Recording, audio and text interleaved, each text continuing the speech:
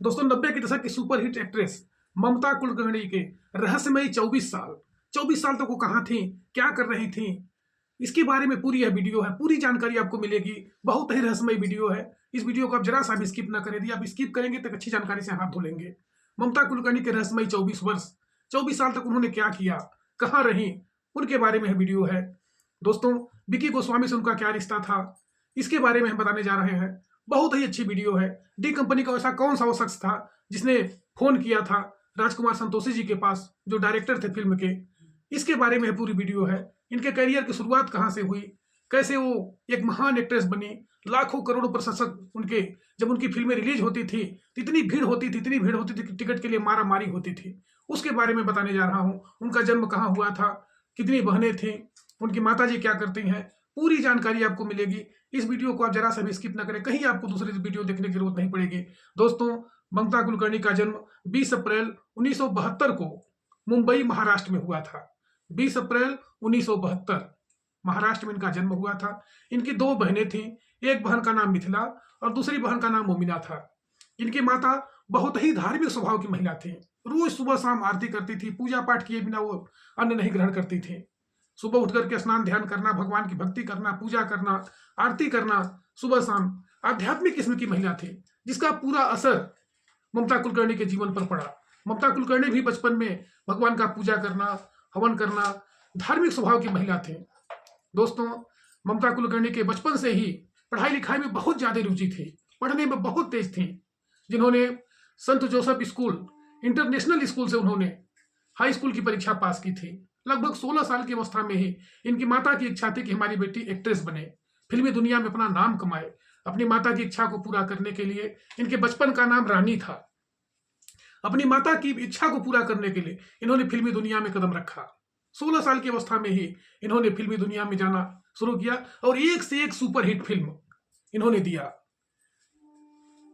कई फिल्में, सुपरहिट फिल्में इन्होंने दी, जैसे कि आप जानते हैं कि अक्षय कुमार के साथ, सलमान खान के साथ, शाहरुख खान के साथ सुपरहिट फिल्में थीं। इनका फिल्म पहला था आशिक आवारा। आशिक आवारा की फिल्म बहुत अच्छी सुपर डुपर हिट चली थी। दूसरी फिल्म थी क्रांतिवीर।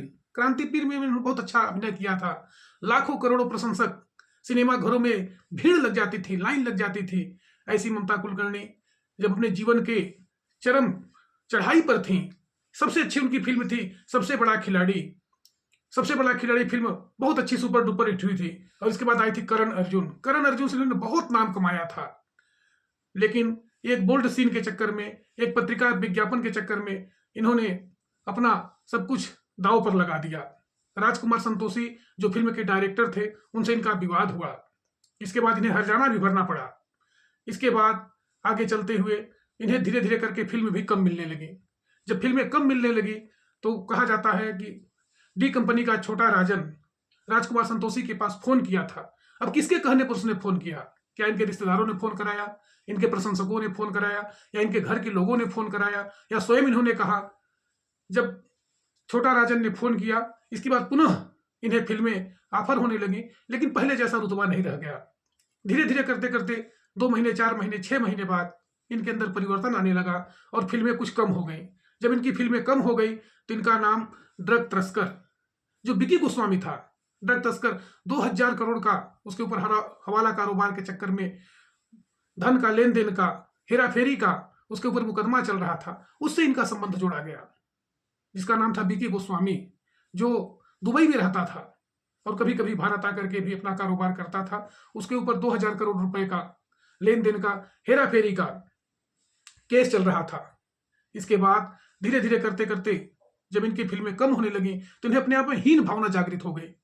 और जब हीन भावना जागृत हो गई तो फिर ये दुबई चली गई। और जब दुबई चली गई तो 24 साल तक दुबई रही। लोग बताते हैं कि 12 वर्षों तक, एक टीवी के इंटरव्यू में दिए गए प्रश्न के जवाब में इन्होंने कहा कि 12 साल तक मैं दुबई रही, और दुबई रहने के बाद फिर केन्या चली गई। और वहां वह जो विकी गोस्वामी जेल में था, उस जेल में रहते हुए उन्होंने उससे कई बार मिलने का प्रयास किया और उसे निकलने के लिए कई उपाय किए। और वहां वह अनेक प्रकार के यज्ञ, अनुष्ठान, जप तप करती रही और 12 साल तक लगातार कठोर परिश्रम करते हुए, साधना करते हुए, ध्यान करते हुए कि किसी तरह से विकी गोस्वामी जेल से निकल जाए। लेकिन 12 साल तक विकी सिंह गोस्वामी जेल से नहीं निकला। जब नहीं निकला तो इनके मन में बिल्कुल धार्मिक भावना जागृत होने लगी और पूजा पाठ में इनका मन और तेज होने लगा। धीरे धीरे करते करते अभी 2024 में अचानक फिर से वो भारत आई। सब लोगों ने सोचा कि नहीं, 24 साल बाद ममता कुलकर्णी जो बाहर से आई हैं, विदेश से आई हैं, ये जरूर फिर से फिल्मी दुनिया में कदम रखेंगे। लेकिन उन्होंने फिल्मी दुनिया में जाने के लिए फिर से मना कर दिया। इन्होंने कहा कि अब मैं आध्यात्म के क्षेत्र में इतना आगे निकल चुकी हूँ, इतना आगे निकल चुकी हूँ कि अब फिर मुझे फिल्मी दुनिया में जाने का कोई प्रश्न ही नहीं उठता है, क्योंकि अगर मुझे फिल्में करना ही होता तो फिर मैं यहाँ से जाती क्यों। इनके ऊपर कई आरोप भी लगे कि ड्रग तस्कर विकी गोस्वामी से उन्होंने जेल में रहते हुए शादी कर ली है।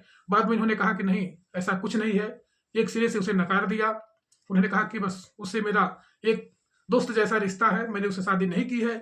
इसके बाद फिर इनके ऊपर आरोप लगा कि ये बाहर जा करके विकी गोस्वामी के साथ मिल करके हवाला कारोबार के तहत धन का लेन देन इत्यादि के ऊपर भी इनके ऊपर आरोप लगा। लेकिन फिर इनके ऊपर केस चला, माननीय हाई कोर्ट से लेकर सुप्रीम कोर्ट तक केस चला और इसके बाद धीरे धीरे करते करते सारे केस इनके खारिज हो गए। जब इनके केस खारिज हो गए तो फिर से ये भारत आई और अभी महाकुंभ प्रयागराज में किन्नर अखाड़े की महामंडलेश्वर बनी। जब किन्नर अखाड़े का महामंडलेश्वर को बनाया गया, इनका नाम रखा गया एमआई ममता गिरी। ममता गिरी के नाम से प्रसिद्ध हुई। लेकिन जिस समय यह महामंडलेश्वर बनी उसी समय से फिर चारों तरफ से विवाद शुरू हो गया। कई साधु संतों ने, कई बड़े बड़े शंकराचार्यों ने, उन्हीं के किन्नर अखाड़े के ही दूसरे संतों ने इनका विरोध किया कि किन्नर अखाड़े के जो महामंडलेश्वर बनते हैं वो बहुत त्यागी और तपस्वी होते हैं। 10 साल, 15 साल, 20-25 साल वो साधना करते हैं। ममता कुलकर्णी ने कोई साधना नहीं की है, जबकि ममता कुलकर्णी ने कहा कि जब मैं बाहर थी, विदेश में थी, मैंने बहुत साधना की है, बहुत मेहनत की है, बहुत तपस्या की है। लेकिन इनका भारत में उस तरह का प्रचार प्रसार साधना का नहीं दिखा। इसलिए तमाम संतों ने, बड़े बड़े संतों ने इनका विरोध किया। इसके बाद 10 फरवरी को आज के दिन इन्होंने अपने महामंडलेश्वर पद से त्याग पत्र दे दिया। दोस्तों, कहने का मतलब यही है कि 24 साल तक लगातार ये त्याग, तपस्या, ध्यान इन्होंने बताया एक टीवी पत्रकार को कि मैं बाहर में रही, वहाँ दुबई में, और दुबई से लेकर के केन्या रही, वहाँ मैं त्याग की, तपस्या की, साधना में रही और इस तरह से अपने 24 साल मैंने व्यतीत कर दिए। रहस्यमय 24 साल का यही खुलासा हो रहा है कि बाहर में रह करके इन्होंने क्या किया, क्या नहीं किया। इसके बारे में जब एक पत्रकार महोदय ने पूछा तो इन्होंने बताया कि मैं त्याग, तपस्या, हवन, पूजन इत्यादि करते हुए बैराग का अपना जीवन व्यतीत किया और इसके बाद फिर यहाँ आकर के उन्होंने तपस्या की और फिर कहा कि मैं सनातन को आगे बढ़ाना चाहती हूँ, युवाओं को आगे बढ़ाना चाहती हूँ, महिलाओं के लिए कुछ करना चाहती हूँ, बेटियों के लिए कुछ करना चाहती हूँ। ऐसा इन्होंने संकल्प लिया था प्रयागराज में। इसके बाद आज 10 फरवरी 2025 को इन्होंने अपने पद से त्याग पत्र दे दिया, क्योंकि इनका बहुत विरोध हो रहा था। इनका विरोध इसलिए हो रहा था कि ये कोई बहुत त्याग तपस्या भारत में नहीं की है, एक एक्ट्रेस है, एक बोल्ड एक्ट्रेस थी। इस तरह से इन्होंने अपने पद से त्याग पत्र दे दिया। दोस्तों, इस वीडियो को आप लाइक करें, शेयर करें, सब्सक्राइब करें और अपने दोस्तों के बीच शेयर करें। इस वीडियो को आप अभी तक देख रहे हैं, दिल से धन्यवाद।